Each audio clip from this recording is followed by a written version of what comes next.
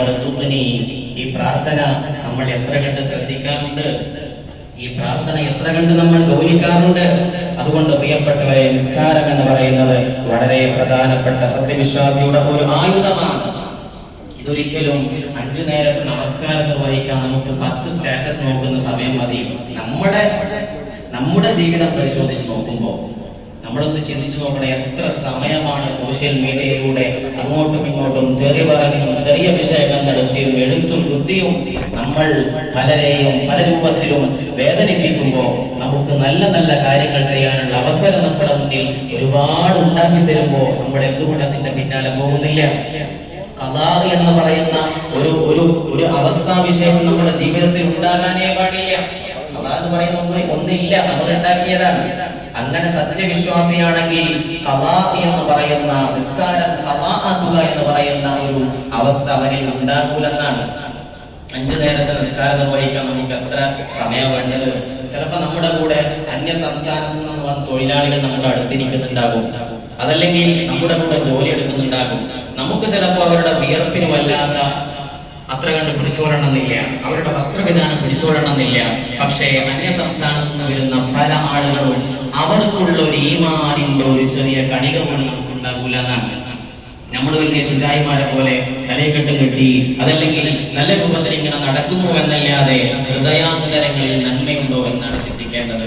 ഇന്ന സ്വലാത്ത തൻഹാ അനിൽ ഫഹ്ശാഇ വൽ മുൻകർ. നിസ്കാരം എന്ന് പറയുന്നത് എല്ലാ തിന്മകളിൽ നിന്നുമുള്ള പരിചയമാണെന്നാണ് ഖുർആൻ പറഞ്ഞത്. ഒരാൾ 5 നേരം നിസ്കാരം കൃത്യമായി നിർവഹിക്കുന്നുണ്ടെങ്കിൽ അവന് തിന്മ ചെയ്യാൻ തോന്നില്ല, തിന്മ ചെയ്യാനുള്ള അവസരം അല്ലാഹു കൊടുക്കൂല എന്നർത്ഥം. അത്രയും പ്രാധാന്യമുണ്ട്. 5 നേരം നിസ്കരിക്കുന്ന ഒരാളെ നിബിധങ്ങൾ ഉപമിച്ചത് 5 നേരം ഒരു പുഴയിൽ വെച്ച് കുളിക്കുന്നവരോടാണ്. 5 നേരം ഒരാൾ കുളിച്ചാൽ അവന്റെ ശരീരത്തിൽ ഒരു ചളിയോ ഒരു മാലിന്യമോ ഒന്നും ഉണ്ടാകില്ല. അതുപോലെയാണ് ഒരു തെറ്റുപോലും ഇല്ലാത്ത ഹൃദയമായിരിക്കും 5 നേര നമസ്കാരം കൃത്യമായി നിർവഹിക്കുന്നവന്റെ ഹൃദയമെന്നാണ് അല്ലാഹുവിന്റെ തിരുദൂതർ സ്വല്ലല്ലാഹു അലൈഹി വസല്ലം തങ്ങൾ പഠിപ്പിക്കുന്നത്. അതുകൊണ്ട് നിസ്കാരം എന്ന് പറയുന്നത് കേവലം ഒരു എക്സസൈസ് ആക്കി മാറ്റാതെ, ഒരു അതുപോലെയുള്ള തലകുത്തി മറിയൽ മാത്രമാക്കി മാറ്റാതെ അങ്ങനെ ചെയ്യാനേ പാടില്ല. മറിച്ച് ഞാൻ അല്ലാഹുവിന്റെ മുന്നിലാണ് നിൽക്കുന്നത്, ആ ഒരു ചിന്തയോടുകൂടി ആ ഒരു മനസ്സോടുകൂടിയാണ് നമ്മൾ അല്ലാഹുവിന്റെ മുന്നിൽ എഴുന്നേൽക്ക് നിൽക്കേണ്ടത്. മഹാനായ റബീഉ ഇബ്നു കഅബ് അസ്ലമി എന്ന് പറയുന്ന സാത്വികനായ ഒരു പണ്ഡിതൻ, സ്വാത്വികനായ അല്ലാഹുവിന്റെ റസൂൽ സ്വല്ലല്ലാഹു അലൈഹി വസല്ലം തങ്ങൾക്ക് മരം കോച്ചുന്ന തടുപ്പിൽ അദ്ദേഹം വെള്ളം ചൂടാക്കി കൊണ്ടുവന്ന് കൊടുത്തപ്പോൾ നബി തങ്ങൾ തിരിച്ചു ചോദിക്കുകയാണ്, ഇതിന് പകരമായിട്ട് എല്ലാവരും ഉറങ്ങുന്ന സമയത്ത് ഈ ഉപകാരം എനിക്ക് നീ ചെയ്തു തന്നല്ലോ മോനെ റബീഅ, നിനക്ക് എന്താണ് തിരിച്ചു വേണ്ടത്? അദ്ദേഹം കുറച്ചു നേരം മൗനം പാലിച്ചുകൊണ്ട് പറഞ്ഞത്, എനിക്ക് സ്വർഗം വേണം നബിയെ എന്നാണ്. നിബിധങ്ങൾ കുറച്ചു നേരം നിശബ്ദനായിട്ട് പറഞ്ഞു, നിനക്ക് സ്വർഗം വേണമെങ്കിൽ നീ സുജൂദ് വർദ്ധിപ്പിക്കുക എന്നതാണ്. സുജൂദിന്റെ സയന്റിഫിക്കലി പരിശോധിച്ച് നോക്കുമ്പോൾ പല ഉപകാരങ്ങളും അതുമായിട്ട് ബന്ധപ്പെട്ട് നമുക്ക് പറയാൻ പറ്റും. മസ്തിഷ്കത്തിന്റെ വളർച്ചയാണെങ്കിലും ബ്രെയിൻ ആണെങ്കിലും ഇങ്ങനെ തുടങ്ങി പല തലച്ചോറുമായി ബന്ധപ്പെട്ട രക്തയോട്ടവുമായി ബന്ധപ്പെട്ട പല കാര്യങ്ങളും ശാസ്ത്രീയപരമായിട്ട് നോക്കുകയാണെങ്കിലും നമുക്ക് പറയാൻ പറ്റും. പക്ഷെ അതുമാത്രമായിട്ട് ചുരുക്കാതെ അള്ളാഹിന്റെ മുന്നിലാണ് ഞാൻ നിൽക്കുന്നത്, അള്ളാഹുവിന്റെ മുന്നിലാണ് ഞാൻ സുജൂദ് ചെയ്തിരിക്കുന്നത് എന്ന ചിന്തയോടുകൂടി നമ്മൾ അതിനെ മുഖവിലെടുത്തുകൊണ്ട് ജീവിതത്തിന്റെ അവസാനം വരെ ഒരു നമസ്കാരം പോലും ഖളാ ആക്കാൻ നിർവഹിക്കാൻ പറ്റുന്ന മുത്തഖീങ്ങളായി മുഖ്ലിസീങ്ങളായി അല്ലാഹു ഇഷ്ടപ്പെടുന്ന യഥാർത്ഥ ഇബാദുർ റഹ്മാൻ എന്ന് പറയുന്ന വിഭാഗക്കാരായിട്ട് നമുക്ക് മാറാൻ സാധിക്കണം. അല്ലാഹു സുബ്ഹാനഹു വ തആല മരണാവസാനം മരിക്കുന്നത് വരെ ആ ഒരു രൂപത്തിൽ തന്നെ നമസ്കാരമായാലും മറ്റു ആരാധന മുറകളായാലും കൊണ്ടു നടക്കാൻ അല്ലാഹു നമുക്ക് എല്ലാവർക്കും സൗഭാഗ്യം നൽകി അനുഗ്രഹിക്കട്ടെ. എപ്പോഴാണ് നമുക്ക് മരിച്ചു പോവുക എന്ന് പറയാൻ കഴിയില്ല.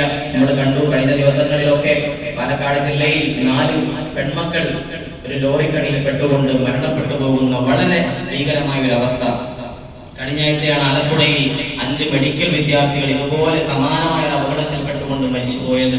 അള്ളാഹു വിളിക്കുമ്പോൾ അങ്ങോട്ട് പോകേണ്ടി വരും. ഇവിടെ പ്രായം പ്രശ്നമില്ല, ഇവിടെ ആരോഗ്യ പ്രശ്നമില്ല. എപ്പോഴാണോ അള്ളാഹു വിളിക്കുന്നത്, അതുകൊണ്ടാണ് ഒരു കവി പാടിയത്, വകം മിൻ സ്വഹീഹിൻ മാത മിൻ ഗൈരി ഇല്ലതി വകം മിൻ മരീദിൻ ആശ ദഹറൻ ഇലാ ദഹരി. എത്രയെത്ര ചുറുചുറുക്കുള്ള ആരോഗ്യവാന്മാരായ ആളുകളാണ്, എത്രയെത്ര ആരോഗ്യ ദൃഢഗാത്രരായ ആളുകളാണ് പെട്ടെന്ന് മരിച്ചുപോയത്. ഇന്ന് മരിക്കും, നാളെ മരിക്കും, ഇപ്പോൾ മരിക്കുമെന്ന് ഡോക്ടർമാർ എഴുതിയ എത്രയെത്ര പാവങ്ങളാണ് വർഷങ്ങളോളം കാലങ്ങളോളം ജീവിച്ചത്. എന്ന് ഒരു കവി പാടി വെക്കുന്നുണ്ട്. ഇതെല്ലാം നമുക്ക് ചിന്തിക്കേണ്ടതാണ്. ഓരോ മരണവും നമ്മുടെ മുന്നിലേക്ക് കടന്നു വരുന്നത് ഗുണപാഠമായിട്ടാണ്.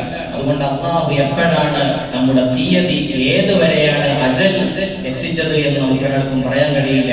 അതെല്ലാം മുന്നിൽ കണ്ടുകൊണ്ട് അള്ളാഹു വിളിച്ചാൽ തന്നെ പോകേണ്ടി വരും എന്നൊരു ചിന്തയോടുകൂടിയാണ് നമ്മൾ നമസ്കാരമായാലും എല്ലാ രൂപത്തിലും നമ്മൾ ജീവിതത്തെ മുന്നോട്ട് കൊണ്ടുപോകേണ്ടത്. നമസ്കാരവുമായി ബന്ധപ്പെട്ട വിശദമായ സംസാരങ്ങൾ ഇൻഷാ അല്ലാഹ് വരുന്ന ഓരോ ജുമുഅയിലുമായിട്ട് നമുക്ക് സംസാരിക്കാം.